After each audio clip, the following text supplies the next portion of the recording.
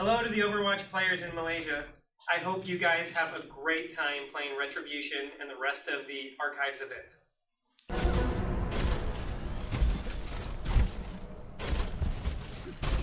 Everything that is in Retribution was designed specifically for Retribution for that game mode. And we put a lot of work into getting it to play the way that it does. We actually started work on the event last May.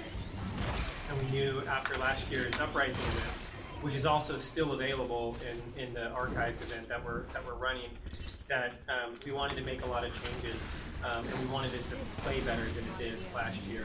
So we've been working a lot on that technology, and some of the fruits of it are that when you play Retribution in All Heroes mode, there'll be variants in a lot of the fights, so it should play different every time you run through the mission. As far as the future goes, I'm not sure what we'll be doing with PvE in the future. It all kind of depends on what players want to see and how they react to the event. We always like to listen to and respond to the needs and the desires of the community. The assassin animation in that unit was done specifically for Retribution, and the entire group of people that you're fighting for, Talon, every one of those units is new, from the model to the textures, the sound, the art, the effects.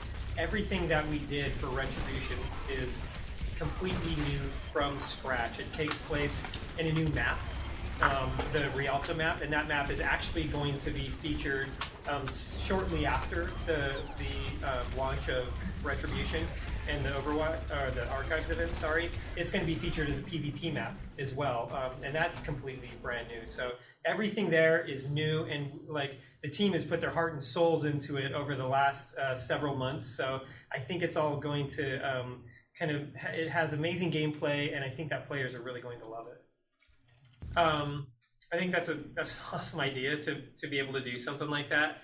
There's not anything, we don't have anything currently announced for another PvE game mode for us. We do have other ones throughout the year. The Halloween event that we have features the Junkenstein brawl, and that's another PvE thing, and I think it's a ton of fun. I hope players like it too. There's always the potential that we do something else in the future, but we don't have any plans right now. That's a great question, actually. We put a lot of time into tuning the difficulty level for Retribution, and we put a lot of time into it for Uprising last year as well. There's a couple of details there. There are some slight differences to Uprising this year. For one, Mercy no longer has the resurrection mechanic that she used to have last year. So for legendary players, that was a very big part of getting through the game. It was sort of your get out of jail free card when a player went down. So that's different. We have a different revive mechanic than we had last year as well. And all of those kind of add up to some small differences. I think that Retribution should have the same sort of challenge to people that Uprising did. It is very hard to beat it on Legendary. And the great thing about it is when you beat it on Legendary in story mode, you can play it in All Heroes mode, and it's actually harder in All Heroes mode too, and it's something that we didn't do for Uprising last year. There's, each time you play it in All Heroes, it will have different encounters as you play through it. You have a much higher chance of getting some of the specials, like the assassins and the snipers and the heavy assaults, as you're moving your way through the mission. And so I would challenge players to not only beat it on story mode, but try to do it in All Heroes mode as well.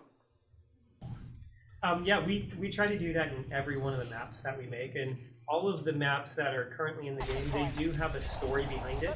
The story might not always be tied to the objective. So in Hanamura, you mentioned specifically the first control point is around a bell, and the second one is in what we call the dojo at the end. And those are all part of a story, and they're part of a story that Hanzo and Genji are a part of, but you're not specifically trying to accomplish something in that map. You did mention Gibraltar. There is a story behind what that payload is, and trying to get it to the end of the map in order for Winston be able to activate a global communication system to recall other Overwatch agents.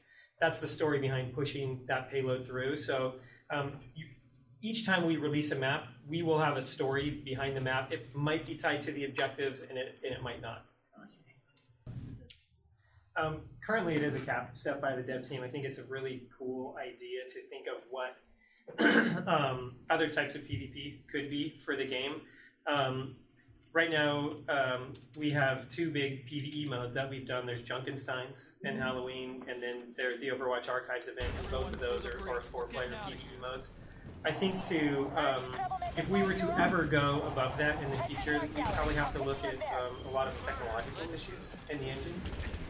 It can get very expensive to draw players. The Overwatch engine was made to draw 12 players to the highest fidelity level that we could possibly get. And the team is so incredibly talented, from the engineers, the programmers that have created the engine, to every single one of the artists on the team, to make every one of our characters look absolutely phenomenal. So we would probably have to go back and start revisiting the way we do some of that work before we could ever start fitting more and more players into one of these missions. That being said, I think that the way that the PD plays for Overwatch, 4 players is probably the right amount for what we're trying to accomplish. It's Overwatch is a very fast-paced game, and the PV side of it is just as fast-paced as it is on when you're playing against players. And so you always want to have a team working together as much as possible, and you want to be able to read everything that's happening in the fight in front of you at an instant, if you can. And right now, with 4 players on PvE, I think it's probably the best way to do that. 12 characters. 12 characters. Yeah, more players you have, the fewer AI units you could have. So it also includes the AI. Yeah, if we had 12 players on screen, you'd fight against maybe 1 AI unit. Wouldn't be as fun. Maybe it's that would definitely be a big challenge for us to do. I think something like that sounds really cool, but it's not something we're talking about right now. I think it's probably going to be fairly equivalent, and it's really tough to read these stats sometimes. I have a feeling part of the reason why the win rate for AI is so high is as you play through the story, you'll continually try to challenge yourself and beat harder and harder difficulty levels. And sometimes it might take you 5, 10, or even more times before you can beat it on the hardest difficulty level, because you really need to become an expert in that actual game mode. It's really interesting. This is a bit of a tangent, but it's really interesting when we were developing both Uprising and Retribution. There's a design challenge there where you're creating a mission for people to introduce them to all of the enemy types that they're going to be playing, yet at the same time you want it to be fun for them to play multiple times in a row. It's sort of like trying to mash the very first level of a game with the middle or last level of the game all at the same time. And usually the first level of the game, it can, because it's so easy, it's not as exciting as some of the other ones. And so we spent a lot of time trying to get it to where we ramped up the difficulty level slowly for players, so that as you first started playing it, you weren't overwhelmed by what you were experiencing. But at the same time, we made it hard enough to where you could play this thing 10 or 15 times without being able to beat it on the hardest difficulty level. And that was a real challenge for us on the Overwatch team. But I think we got it right at the end. You can let me know what the stats are next year. I think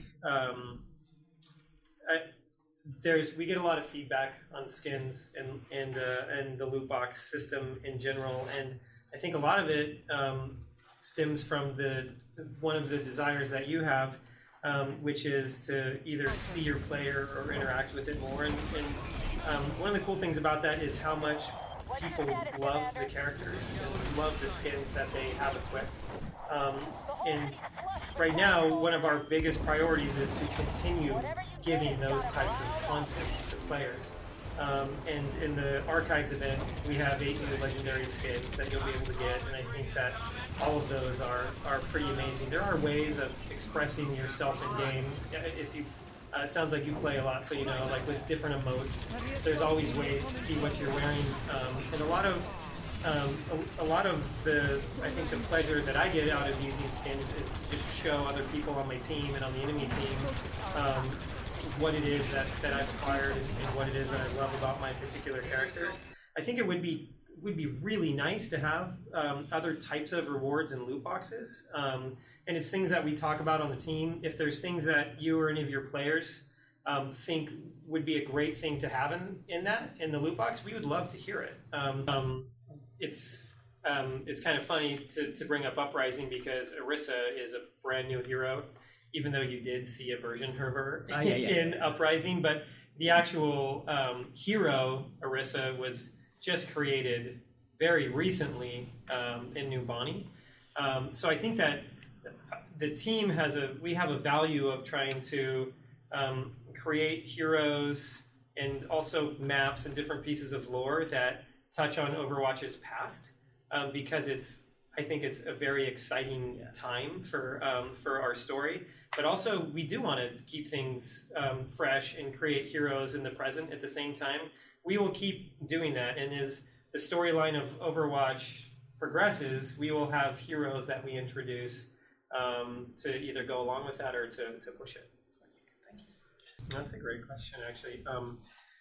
So May is someone that we've identified as needing a little bit of work, and if you have been following along recently, there's actually changes to May on the PTR right now. She's a really tricky character to get right. When you create games like this, you do have heroes that are easier and harder just from a game development side to get right. And May is definitely one of those for us. And one of the reasons why is when she becomes really powerful, she can also become very frustrating to play against because of her CC abilities. And so we're trying to find just the right balance between May feeling powerful, but not being really frustrating to play against all at the same time. And so that's probably why you see us making smaller changes to her, because the balance for a hero like this, I think, really is like a razor's edge to get it just right. And so I'm hoping that some of the changes that we have on the PTR are enough to push her into that area. If it's not, we will keep working on her. I hope that we've proven to the community that we will do that. Right before I came to this interview, I came from our design area where they were running a Symmetra playtest. You know, like, hey, let's try to, like, we're working on some stuff for Symmetra right now. It's something that I think we take really seriously on the team, and that we're always trying to work on, whether it's for heroes or for maps. We have changes to Blizzard World on the PTR right now. We're testing internal changes to Horizon, the Moon map right now as well. And so we will always keep doing that, as long as we keep hearing from you guys about it. Yeah, that's a great question. And I think it's something that's really important to a lot of our players now, and not just what you might call a casual player, but it's also really important to competitive players right now too. And it's interesting on the development side, the feedback that we get, because you get it from the whole community, and there's parts of the community that think that we favor the competitive side too much, and then there's other parts of the community that think that all we do is balance for the casual side. And so there's definitely a tricky sort of balancing act that we have to do. But from the start of the game to now and into the future, we have always tried to make the game accessible to as broad of an audience as possible. And when I say that, I'm not trying to say that we try to make it as easy as possible so that the most people can play it. We want the most variety of play styles to be able to enjoy Overwatch. And so there are characters that we think are easier to play, and there are very high skill cap players, or heroes in there as well.